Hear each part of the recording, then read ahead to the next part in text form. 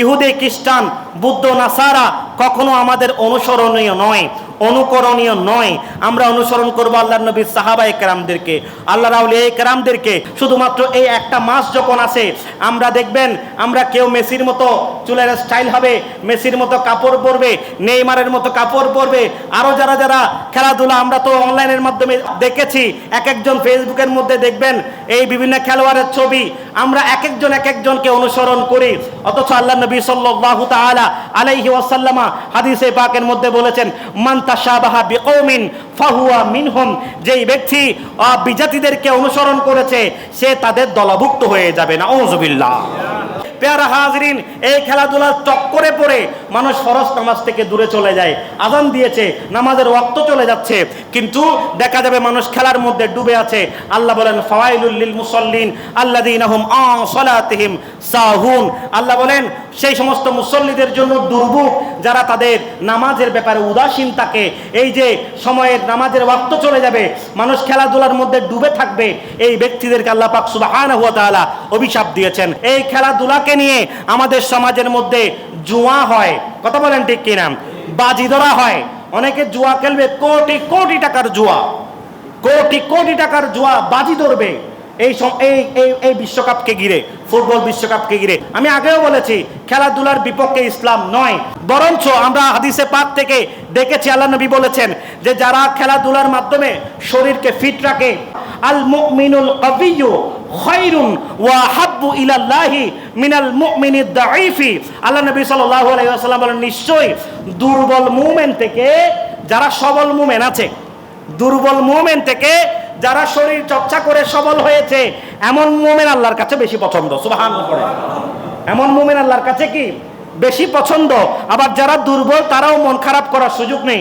আবার পরবর্তী অংশে আল্লাহ নবী বলেছেন, ওয়াফি কুল্লি খাইর, বলে সবাই উত্তম, সবাই ভালো, দুর্বল হোক সবল হোক সবাই ভালো, কিন্তু ইসলামের প্রয়োজনে আল্লাহ পাক সুবহানাহু ওয়া তাআলা দুর্বল মুমিন থেকে সবল মুমিনকে একটু বেশি পছন্দ করেন। সুবহানাল্লাহ। তো ইসলাম এগুলো খেলাধুলার বিপক্ষে নয়, কিন্তু যখন শরীয়ত যেগুলোকে অসমর্থন করে, এই কাজগুলো যখন করা হবে তখন এই খেলা আর জায়েজ থাকবে না। এই যে আল্লাহ পাক সুবহানাহু ওয়া তাআলা কালামে কাদিমের মধ্যে স্পষ্ট মানা করে দিয়েছেন, ইয়া আইয়ুহাল্লাযীনা আমানু ইন্নামাল খামরু ওয়াল মাইসারু ওয়াল আনসাবু ওয়াল আজলামু রিজসুম মিন আমালিশ শাইতান। আল্লাহ বলেছেন, নিশ্চয়ই ও মুমিন বান্দারা, খমর, মদ, জুয়া, মাইসার জুয়া, এই যে ওয়াল আনসাব ওয়াল আজলাম, এই যে মূর্তি পূজা এবং ভাগ্যের জন্য তীর নিক্ষেপ করা, ভাগ্যের জন্য ভাগ্য নির্ধারণ করার জন্য তীর নিক্ষেপ করা, এটা আগের যুগে ছিল।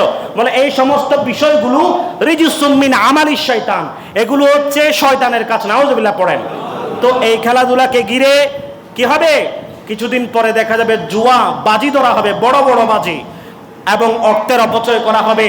বড় বড় স্ক্রিন এনে, পর্দা এনে, এখানে সুন্দর সুন্দর জার্সি গায়ে দিয়ে পতাকা উড্ডয়ন করে, আমরা বাঙালি বাংলাদেশি, কিন্তু পতাকা উড্ডয়ন করা হবে স্পেনের, জার্মানের, নেদারল্যান্ডসের। কথা বলেন ঠিক কিনা, কথা বলেন। আমরা দেশীয় হয়ে দেশীয় সংস্কৃতিকে ভুলে, আমরা জাতীয় আদর্শকে ভুলে বিজাতীয় আদর্শকে আমরা গ্রহণ করব। কথা বলেন ঠিক কিনা। পেয়ারা হাজরিন, এগুলো থেকে আমাদেরকে হেফাজত থাকতে হবে। এবং মুসলিম পারস্পরিক যে একটা সম্পর্ক, ভালোবাসার সম্পর্ক, কিছু কিছু ক্ষেত্রে এই খেলাধুলা আমাদের জন্য পারস্পরিক ভ্রাতৃত্ব নষ্টের কারণ হয়ে দাঁড়ায়। কথা বলেন ঠিক কিনা। বন্ধুর সাথে সারা বছর ঘুরেছে, কিন্তু এই খেলাধুলার মৌসুম যখন এসেছে, একজন বলে আমি আর্জেন্টিনার ভক্ত, আরেকজন বলে আমি ব্রাজিলের ভক্ত, একজন আরেকজনের সাথে কথা কাটাকাটি করবে, একজন আরেকজনের সাথে কথা বাড়াবাড়ি করতে করতে এক পর্যায়ে মারামারি পর্যন্ত হয়। কথা বলেন ঠিক কিনা। এগুলা খবরের কাগজে আসে, তো খবরের কাগজে আসবে যে ব্রাজিল সাপোর্টারের হাতে আর্জেন্টিনার সাপোর্টার খুন হয়েছে। কথা বলেন ঠিক কিনা। এরকম পর্যন্ত খবর আসবে, দেখবেন।